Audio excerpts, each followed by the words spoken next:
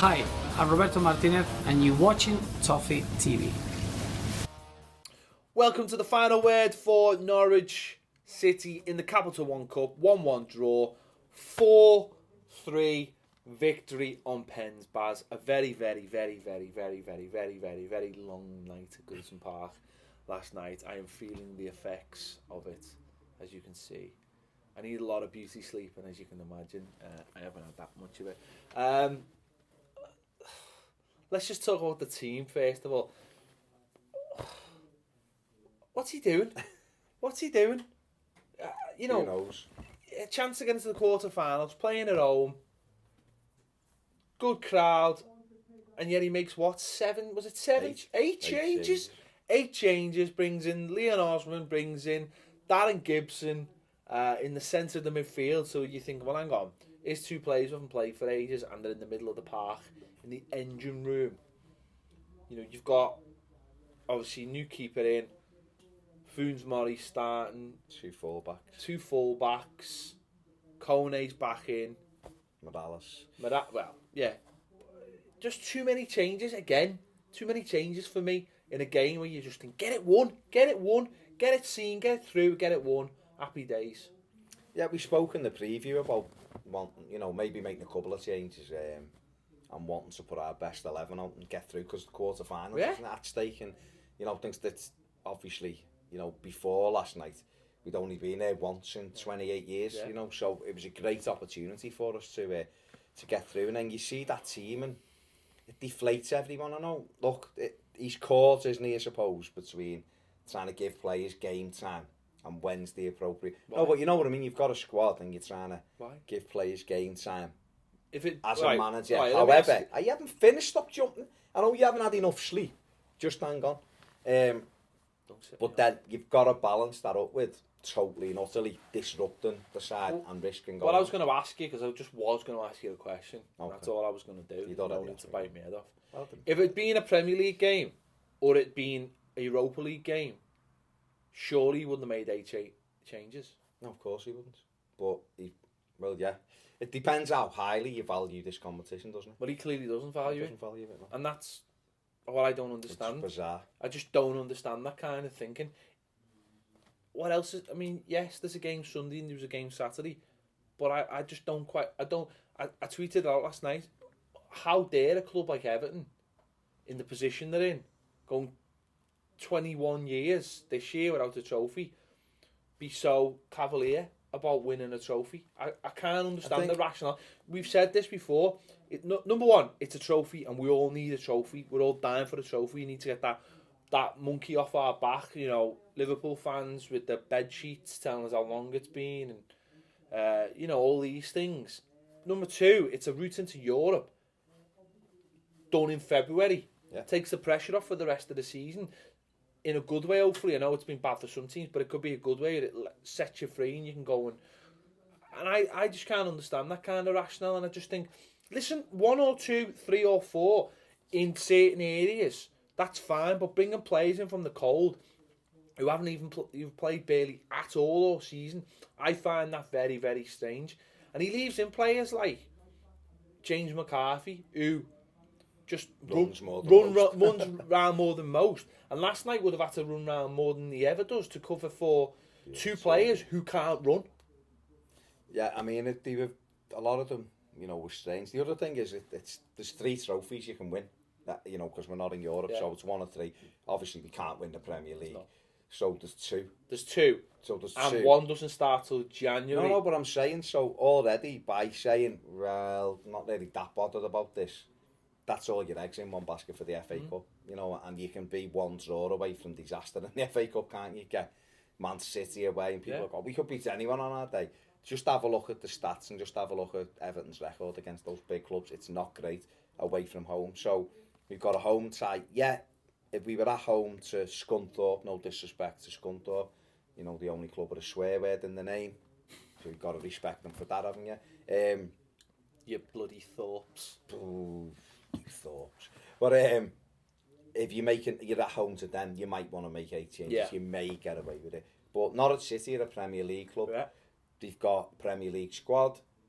They're coming they've got players who are trying to force their way into the side. Probably got a manager who will look and see if someone performs well who may get in the team at the weekend rather than playing brilliant and having no chance of playing at the weekend. So, you know, they were always going to come and have a little bit of a go. And I just think you're disrupting stuff, you know, and it sends them, it's the message it sends out to the fans. You're on your way to game. We're on our way to game last night. The team comes through. You go, right, okay, that many changes. And then it just gets that flat atmosphere going, I think, at Goodison. And the atmosphere was flat because you're also sending a message out. John Stones, to me, last night didn't look arsed. Didn't look as though he gave any amounts of F star S at all. Scunthorpe's. Yeah, he just looked like, well, you know, and you got McCarthy, like you said, having to run around and cover for two players who can't run. Osman scored a goal, but he looked finished. Yeah, he looked very much off the pace. So off the pace. They replaced their players with sort of younger, faster legs, and we had older. Ozzy, for me, no, the problem I thought last night was we had too many subs playing, and by that I mean like Osman can still come on and do a job for 15 and 20 minutes. But he hasn't been. Get you But he hasn't been. But he hasn't been. No, but so obviously you can understand the ones. But that's I think that's a bigger point, is that he hasn't been. So he's not even like a first choice sub. Gibson, that hasn't. He come on the other week. That other than that, we haven't seen him. You know, we've had that Kone. But I understand Kone because he's in and out. He's in and out the team. But then you look at someone like Naismith and you think, well, why isn't Naismith starting? Because he's not a starter really. I know he started a lot of games and he was dropped at the weekend, but he's a player that you could have played last night because he's in and out the team. Gets goals, doesn't he? You know, where he was Cleverly. That's I know, but I'm saying it's a weird one, isn't it? Well, it is a weird one because I'd rather him start the likes of Delafeu anyway, because I think he's not.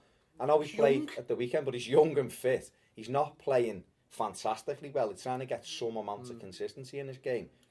Ross Barkley, does Ross need the rest? Probably not, but only in October. He's a young lad. It looked to me, the way it lined up, it looked like a collection of players, and no one, from what I was watching, no one seemed to know what they were doing. They were all just all over the place. Yeah. You know, that was another sort of thing, wasn't it? I mean, first half, I had really no idea what anyone was playing. It was like, lads, is your back four? Yeah. The rest of it. Yeah, I know. You know, we had Ron was up, isolated again. For all the players we had on the pitch, Ron was still ice. So it was like, yeah, there's your back four. There's your forward. Yeah. Kone was like he was like another centre midfielder. That's what I mean. I thought the idea was he'd go up alongside Rom, and I thought 4-4-2. Right, okay, let's see if this can work. As usual, we had nothing on the left-hand side. Osman, I think, was supposed to start out there, but he ended up playing in the middle alongside Gibson. McCarthy was trying to mop up. It was just. I always think though when you've got, I think when he plays Oviedo, he almost plays him like he can play both positions because he's got the pace, and it's almost like the player who plays in front of him is allowed to just drift inside when he wants to. But then when they attack and they down the right, he was there better. So that but I don't see what I find very stupid is and we've seen this against Barnsley, is you leave the likes of Delafeu out, you leave the likes of Barkley out because you want them to stay fresh, and then they end up playing an hour anyway, and they end up playing quite an intense hour because they're trying to get us back in the game. And I don't understand that way. You just think you can bring a few players, like the likes of Oviedo starting, no problem. The likes of Brown starting, no problem. As I say, even the likes of Kone starting, no problem. But you'd think, well, keep the spine of the team. Keep the, you know, have Ross in there alongside James McCarthy. Drop him a little bit deeper. Maybe have a player in front of him. Morales, no problem with Morales starting because he needs games, but I just find it very, very strange. You think, get the game won in the first hour and then take those three players off. Take your Barkley off, take Delafeu, then you can take Rom off as well. You know, see, that's the strange one. Rom starts, but really, there's no actual replacement for Rom. So, not when your replacement starts with him. But he's going to get tired because he starts most games and there's no one to replace him anyway. So he's going to get played 2 hours last night as Stones, as McCarthy. I know they have all this sports science and they can boil it down from the numbers and go, well, on Saturday he was jaded there and he was jaded here. But I do find it a lot of nonsense. I think when you make that many changes, you disrupt. It's difficult to get any kind of cohesion. But Norwich came to manage it. They passed the ball around really well. I thought Houlihan for them was excellent. I thought Redmond was fantastic. And they were a constant threat. They had nothing really up front, but they were a constant threat. We didn't look the same. We looked totally disjointed. And I think I can understand them wanting to play Gibson because he's trying to see if Gibson has got anything left in the tank. Yeah, but I don't think you can put him in there with Leon Osman and go, you're the engine room. I know McCarthy was there as well. I think Gibson might have been better sitting in the Gareth Barry role and having Barkley and McCarthy ahead of him. Almost. But again, I don't know. For me, we haven't got a settled formation, and that the problem stems from that because no matter who you put in, when you put them in to that. See, the thing under David Moyes was you knew it was always 4-4-1-1. It was always that, and at times you'd want two up front, but it would always be 4-4-1-1. But I think under Roberto, when he first came in, it was 4-3-3, and last year it just got further back and it ended up 4-5-1. And I think it's still at times it's still 4-5-1. I think we're putting pressure on Lukaku all the time. I think so frustrating. We've spoken about this before, but one of the big problems is in his first season we had so much success because the fullbacks were so attacking that they were never really fullbacks, because when the defensive duties needed to be done, it was done by McCarthy and Barry. And we've thrown that away in the last 2 years because of Baines getting more and more injured, people sussing it out, the loss of Pina, Coleman's forms just seem to have gone out the window as well. And we haven't changed the style to go with that. So now you're not really getting the best out of McCarthy, you're not getting the best out of Barry. There seems to be one too many midfielders in there. The attacking presence that those fullbacks used to get us, we don't get from anywhere else because we haven't changed the style. And as you just said, it's like a mismatch now. It's like nothing seems to work. It's really frustrating because I feel as though we've got the players, probably the best crop of players we've had. We've probably got 16 or 17, maybe 18 of the best players we've had together. Yet when we lose a few players, the ones coming in aren't quite as good. But that's what frustrates me, because I can see that there is he has got a lot of quality there, and you just feel like saying, just please get back to what we were doing well. We used to have Rom there, we had Ross just off him, Delafeu one side, Morales the other, and when them four attacked, the other six would look after everything else. We go a goal behind. It's a sloppy goal. All night again, set pieces were a problem. Again, we just, as a team, we just can't defend set pieces. We're poor and we end up conceding a really sloppy goal. He's forced to make the changes. And then for that 15 minutes, we were great. And you think, why don't we start games like that? Yeah. Why don't we come... Again, we didn't have a shot on target for about 20 minutes in. It's longer. Their goalkeeper only had to make about 3 saves all night. You just think to yourself, why aren't we going out and putting teams under pressure? Why does it take us going a goal down to step it up? It's so frustrating. We've gone behind every round in this tournament, haven't we? We've been a goal down in every round. It's so frustrating. But it's tempo, isn't it? That you want to start quickly at home as well. You get out the blocks quickly, get them under pressure. I always want us to have an early shot, try and get the crowd going, make the opposition feel as though they're under pressure. But again, it was slow, tippy. And again, we've said this before. If you don't start like that, the other team settle down, get comfortable and start passing around and go, actually, we're all right here. And they had the kind of players that were, as you were saying, they're sort of on the edge of their team there, like subs who come on, their changes. As we had too many who haven't been anywhere near the first team. I think that showed. One of the changes, obviously, Joel Robles came in. Bit of a shaky start. Not going to argue with, the first corner. He goes to try and Superman punches it and ends up on the floor facing the grass. Looked a little bit silly, and I was thinking, oh no, there's going to be so many I told you so's here. But as the game went on, I think he got a lot more comfortable. He started making good saves. Normal saves. For me. He took a couple of crosses, and then later on, he made a couple of really good. A couple couple of ones that he tipped over the bar, but he were really strong and got them over. And then he made that one where he clawed it out, which was a really good save.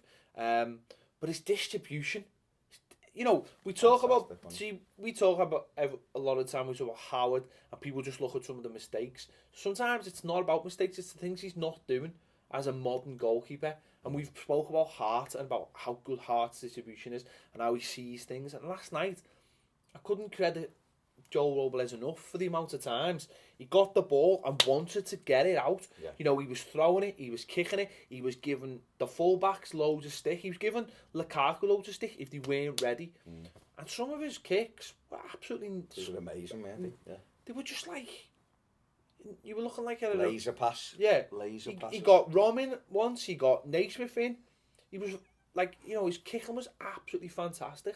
Proper modern goalkeeper. No fears have you with it when he's clearing the ball or when he and it is about starting attacks because if he come and took across and bowled it out quickly and we were on the attack and they hadn't recovered and you're like, wow, we're not letting the opposition settle here, whereas too many times with Tim he gets the ball, it's slowed down, or he kicks it at inappropriate times when you've got two men on them and it goes back and he ends up launching it and you're like, whereas Joel, he did get better. The first one, he's trying to impress there. I'm coming for this corner. I mean, I thought there was a rule, to be honest, that our goalies couldn't leave the line.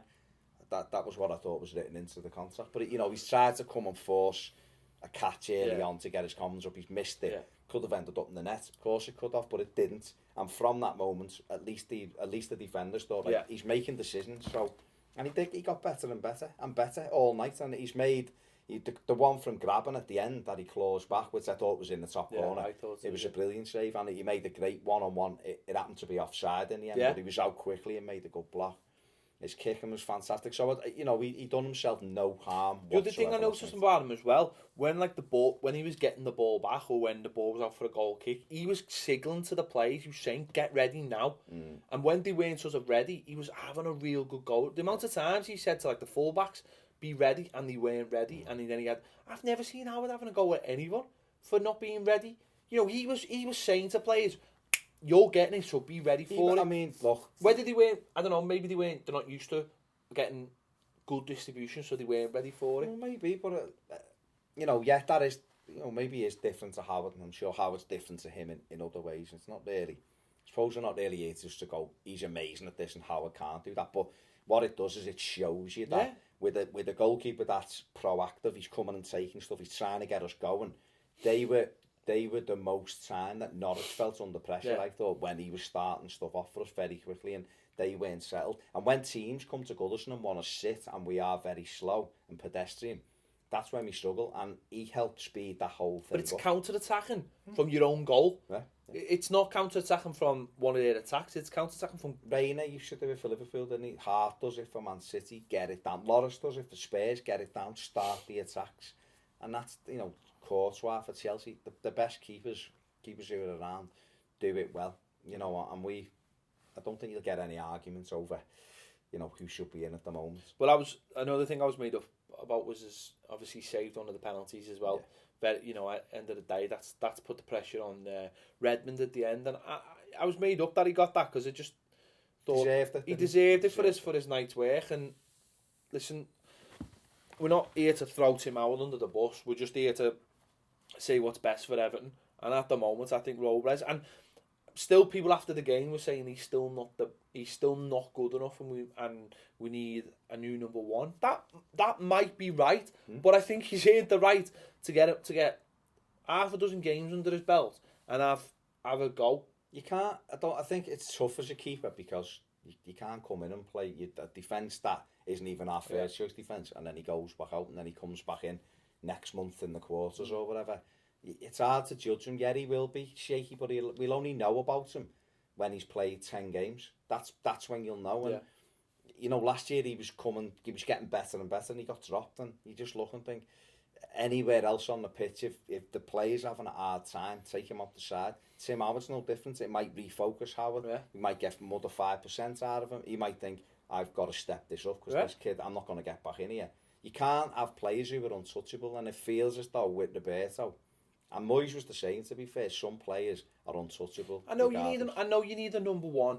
I know that in football, I know you need a number one goal, but what's the tipping point? No, but I think I've seen Joe Hart's been taken out of Man City side for the. I think if you've got a number one, for me, your number one has got to be one of the best in the world. If he's guaranteed number one, he's got to be for me anyway. He's got to be one of the best in the world, and I don't think Howard is on that level where that you can't touch him. So therefore, he becomes just as much vulnerable as anybody. What's else. Annoying is the lad gets man of the match, and he hasn't even left the ground, and the manager's already said he's not playing on Sunday, and that for me, and it wasn't even the fact that he said he's not playing.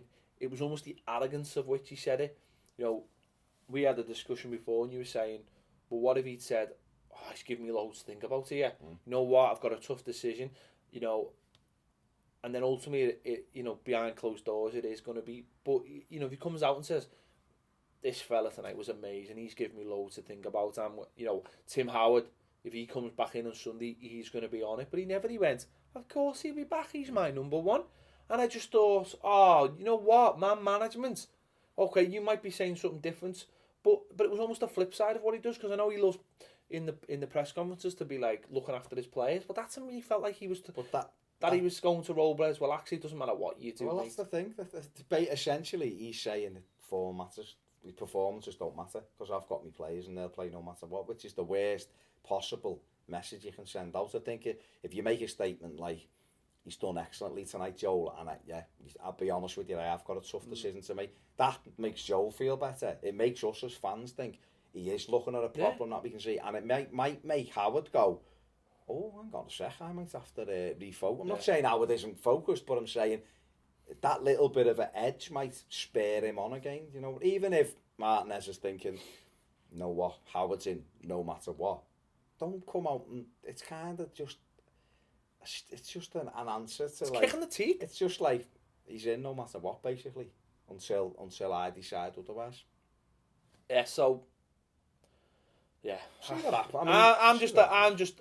I know people think I'm this broken record, but to me, as I've said before, to me it undermines the whole thing about Martinez. It undermines him as a manager for me. I said that I was having a discussion last night with someone on Twitter about it, and obviously they were of the opinion that you shouldn't criticise any player. Really, let them do whatever they want. Why? Well, look, they're employees. I know, but look, at the end of the day, everyone's entitled to their opinion, aren't they? But I'm of the opinion of there's too many times. Last year, remember, Garber was excellent in Wolfsburg, and Baines was fit on the Sunday. Well, he wasn't fit, no, but he could walk on the Sunday at Spurs, and he was back in the side, and he was dreadful. Yeah. And there's times I think it doesn't do players. Gareth Barry was playing on an injection last year. The fans were on his back. The kid couldn't run, and it was Barry who was hung out to dry, not the manager. And I think the problem is when you've got a squad,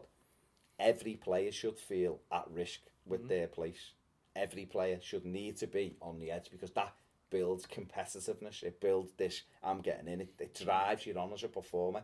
If you know you're in every week, it takes the edge away. The Premier League, professional football, is all about playing on the edge. It's all about excelling, getting as much out of it as you can. And if you just think, I'm in no matter what, everyone's that, then because then other players will look around and go, you'll have played in teams and someone's playing, you think, oh, for God's sake, he's not playing well, and your confidence in him starts to evaporate, and it goes right through the team. And I just think Roberto at the moment isn't handling this very well, because we've got a player who isn't at the top of his game, playing every week and making a lot of mistakes. A lot of the goals this year he could have done better with. So it's directly affecting the team. It's not like a winger who just can't quite get his game right.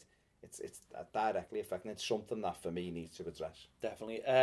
Obviously, one of the changes last night, I don't know, it probably would have happened anyway, but it's been forced, and it looks like he'll be in for a while. Funes Mori looks like he's going to be in for a couple of months, and he looked quite good last night. He's winning mostly everything in the air. He's got a confidence about him. He's got a bit of a swagger about him. He's trying to do things. Right up for it. Yeah, he's right up for it. He's having shots. He's trying to ping 30-yard passes.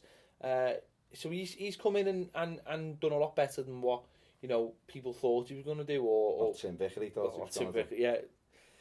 you know, he's done well, hasn't he? He's done okay, yeah. Look, no, not for 1 minute am I looking at him thinking, like, there's our centre-half for 10 years. But he looks competent. He was very good last night. His kicking, at times, is a little bit suspect for me, I'll be honest. A couple of times last night, I think the baby could have kicked it further than what he did. But defensively and in terms of marking up, I thought he'd done very well. And he's another one. The more games he gets, the more confidence. Well, he's going to get games. Well, that's it. So the confidence, hopefully, will begin to grow. Great in the air. Fantastic in the air. And, you know, he's not going to... I think I've said to you before, and I've said it off air, is that sometimes playing alongside John Stones makes you...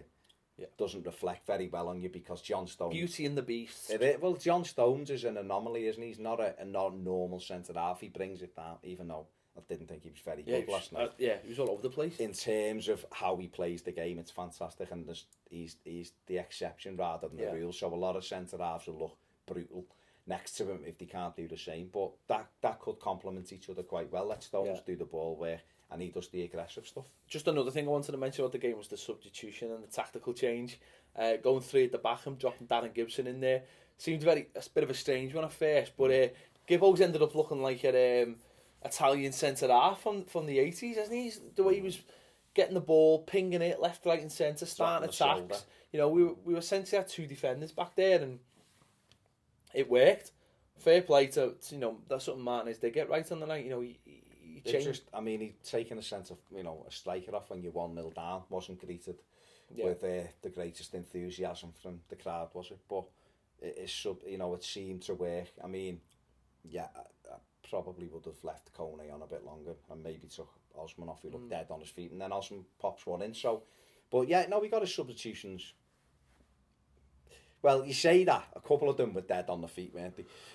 But it was a very brave thing to do, and I thought Gibson actually looked a lot better at centre-half than he did in the centre of the park. So, you know... He didn't have to run that much, so... Well, that was it. I think if he can just play in that little bubble where he doesn't have to do too much running, he's excellent. But it worked out. So, all we can hope for now, and obviously we're recording this video before the draw's been done tonight, all we can hope for now is a home draw. Be really nice if we could get like a Sheffield Wednesday or a Hull at home. I be nice, but anyone at home. Well, I say anyone, but you know, don't want. There's certain teams I don't. Yeah, certain teams I don't want. Let other people try and knock them out. Yeah. But it would be nice to get a nicer route. We'll somehow make it very difficult because we always do. But we've rode our luck so far in this. I just hope we haven't used it all up. We've been behind in all 3 games. We just haven't played well, have we? And we seem to squeeze through, so that'll do. We've got a few tweets here, so I'll just quickly rattle these off. At Jake White 16, Joel is boss. If Howard starts this weekend, something is really wrong with the mentality of our football club. There you go. Nothing to say. Everton Valhalla Viking, Everton Viking. Funes Mori looks like he's adapted to the English game. Our best centre back at winning headers and very physical. Yes, right on both counts. O'Toole Joe, Funes Mori would be boss at headers and volleys. Probably would. EFC Mitch, Joel was great tonight. Roberto Martinez comments, very baffling. It's as if he's trying to protect the young players' feelings, not a veteran. Sophie Gallagher, awful. This manager has no clue at all. Sooner he's gone, the better. Ooh, Sophie's gone for it there. She is cut right through it. EFC Mitch again, he does apologise for sending lots. Confused as to why our most defensive option at right back was played at home in this game when Seamus clearly needs minutes. What sort of message are we giving the young players with comments like he needs to forget about number 1 and concentrate on the game? And the third one from Mitch, what will it take for Tim Howard to step down? Joel has kept 3 clean sheets in a row last season, only to be dropped. Howard's been awful again. Blind loyalty. Yeah. Any comments on me? No? I think we've said it all in numerous shows this week. Okay, Bristol Toffees, Funes Mori winning headers from our own corners. Okay, no more on target, but still, the lad's going to be a star. Mr. and Mrs. Everton, what's the point in having a squad if a player has a great game only to know he's back on the bench again? Weak management? Who knows? I think it's weak management. I think he's scared of putting his dog down. Yeah, looks like it. And finally, John Patrick, 1978. Disgrace if Howard plays. Although if he messes it up, then maybe that will be the rope that hangs Martinez. We don't want to see that though. I don't want to. I've seen him mess up lots of times. I don't want to see him mess up again. The rope that hangs Martinez. I've got listen. If I've got no problem with Tim Howard having good games, I want to see him have good games, but consistently he's not having good games, and that's a big problem. It's a big judgment call. Is the manager under pressure? If Tim Howard continues to make mistakes that loses games, then yes, because the number twos come in, and okay, maybe he hasn't proved that he can be the long-term number one, but he's proved that he's worth a chance. Isn't it all about managing in the moment? Isn't that what he says? Surely. Moments of form. Surely so it is. Players are having a good. We've got 2 months till January, when I would like to think he's looking at other goalkeepers, and thinking, right. I'd like to think he was looking. David Marshall had a worldie on Monday night, by the way.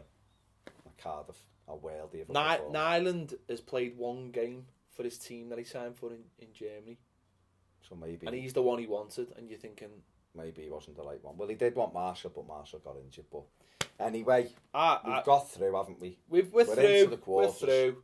And our name could be well on this, so we should be positive. Listen, we won a penalty shootout. We did. We won a penalty shootout at Goodison. First one. Yeah. In fact, Goodison the last Park. penalty shootout, I think we won. You missed a penalty in it. The last time I can remember an Everton team winning a penalty shootout was in the Chan Cup. You missed a penalty. Hit the post. It was in the Glass Street end as well. Hit the post. There you go. The last post. time before that was in the 70s. Was it 71? Borussia Mönchengladbach. Howard Kendall, I think, took a pen that night. Shows you how long ago it was. There you go. Maybe the spirit of We're Howard through. got us We're through. That's the main thing. We're through to the next round. Leave your comments below. Don't forget to subscribe. If Jake remembers to put the button up there. Leave your comments on Twitter as well. At Toffee TV1. You can also subscribe by just clicking the little red. You can, but there should be a little thing up there when Jake remembers to put it on. Thanks for watching Toffee TV. I'm very tired. We'll see you soon.